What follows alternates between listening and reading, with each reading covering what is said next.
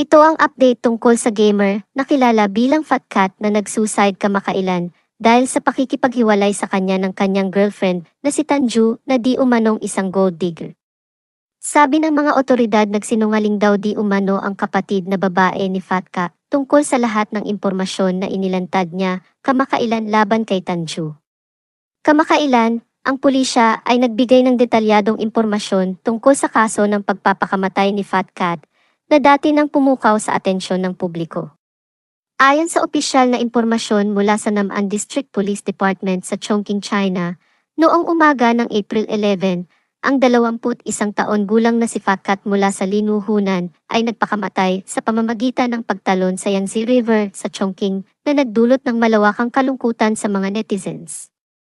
Noong panahong iyon, sinabi ng kapatid na babae ni Fat Cat na ipinadala ng kanyang kapatid ang lahat ng kanyang pera sa kanyang gold digger na kasintahan na si Tanju, kahit na sa punto na tinipid niya ang kanyang sarili na makabili ng masasarap na pagkain para lang makaipon at may maipadala sa kasintahan. Gayunpaman, noong May 3 kasalukuyang taon, nakatanggap ang pulisya ng ulat mula kay Tanju tungkol sa kapatid ni Fat Cat na babae na sinasabing nilabag niya ang privacy nito. At noong May 5, nagsampa naman ng panibagong reklamo ang kapatid na babae ni Fat Cat na inaakusahan si Tanju ng panlilinlang sa kanyang kapatid. Pagkatapos mag-imbestiga ayon sa mga legal na pamamaraan, ibinigay ng mga otoridad ang sumusunod na detalyadong impormasyon tungkol sa kaso. Ang relasyon sa pagitan ni Fat Cat at Tanju. Sa pamamagitan ng mga panayam sa pamilya at mga kaibigan ni Tanju at Fat Cat at pagkolekta ng ebidensya, nakumpirma ang kalikasan ng kanilang relasyon. Sa partikular, noong November 2021, nagkakilala sina Fat Cat at Tanju habang naglalaro ng mga online game. Noong December 24, 2021, kinumpirma nila ang kanilang relasyon. Noong March 2022, naglakbay sina Fat Cat at Tanju sa Hunan, China, kasama ang kapatid ni Fat Cat at ang kanyang kasintahan. Noong unang bahagi ng February 2023, matapos makipaghiwalay at makipagkasundo, ayaw ni Tanju ng long-distance relationship at inimbitahan si Fat Cat na manirahan sa Chongqing. Noong October 2023, lumipat si Fat Cat sa Chongqing at umupa ng apartment malapit sa bahay ni Tanju. Noong November 2023, inihayag ni Tanju sa publiko ang kanilang relasyon sa pamamagitan WeChat. Nagplano silang magbukas ng isang flower shop ng magkasama, kung saan si Fat Cat ay namumuhunan ng 70,000 Chinese yuan o humigit kalahating milyong piso, at si Tanju ang namamahala dito. Nagbukas ang flower shop noong December 2023. Noong February 7, 2024, ipinakilala ni Tanju si Fat Cat sa kanyang mga magulang, kamag-anak, at kaibigan bilang kanyang kasintahan. Sa buong relasyon nila, ilang beses silang naghiwalay at nagkasundo. Noong April 3 at 4, 2024, muli silang nagtalo at napag-usapan ang paghihiwalay. At noong April 5, nagpadala si Tanju ng mensahe sa WeChat kay Fat Cat na nagmumungkahi na maglaan sila ng oras upang huminahon at mamuhay ng kanilang sariling buhay. Noong April 10, nag-message si Fat Cat kay Tanju na magpapadala ito ng pera sa kanya gamit ang Alipay app na tinanggihan naman ni Tanju at sinabing dapat ilaan niya para sa sarili niya ang pera na kinikita niya dahil bata pa siya. Noong gabing iyon, naglipat si Fat Cat ng 66,666.66 Chinese yuan o humigit kumulang kalahating milyong piso kay Tanju sa pamamagitan ng Alipay na tinuring na isang voluntaryong regalo at nag-iwan ng mensahe sa WeChat na nagnanais na ipagpatuloy ni Tanju ang pagpapatakbo ng flower shop nang hindi siya kasama. Pagkatapos ay binlock ni Fat Cat si Tanju sa Alipay. Sa madaling araw ng April 11, nagpadala si Fat Cat ng mensahe sa WeChat kay Tanju na nagsasabing tinatapos na nila ang kanilang relasyon at pagkatapos ay tumalon ito sa ilog. Noong April 23, na-recover ng pulisya ang isang bangkay ng lalaki mula sa Yangtze River. Sa pamamagitan ng investigasyon at autopsy, pagtukoy sa ebidensya at sa namatay at nakumpirma na ang katawan ay kay Fat Cat. Noong May 3, Natapos ng mga kamag-anak ni Fat Cat ang mga kinakailangang formalidad sa pulisya at nagpatuloy sa cremation. Mga transaksyon sa pinansyal sa pagitan ni Fat Cat at Tanju. Matapos suriin ang history ng transaksyon sa pagitan ni Fat Cat at Tanju, napag-alaman na mula November 2021 nang magkakilala sila online hanggang April 11, 2024 nang magpakamatay si Fat Cat, naglipat siya ng pera kay Tanju ng 317 na beses na may kabuang mahigit 799,000 Chinese yuan o tinatayang humigit 6 million pesos. Samantala, si Tanju ay naglipat ng pera kay Fat Cat at sa kanyang mga kamag-anak ng 179 na beses na may kabuang mahigit na 463,000 Chinese yuan o humigit kumulang 3.7 million pesos. Kasama rito ang mahigit 297,000 Chinese yuan o humigit 2.3 million pesos na inilipat kay Fat Cat.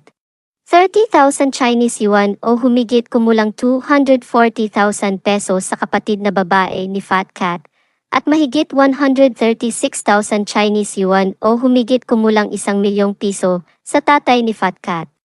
Kasama sa pera na inilipat sa tatay ni Fat Cat ang 70,000 Chinese yuan o humigit kalahating milyong piso na pinamuhunan sa flower shop.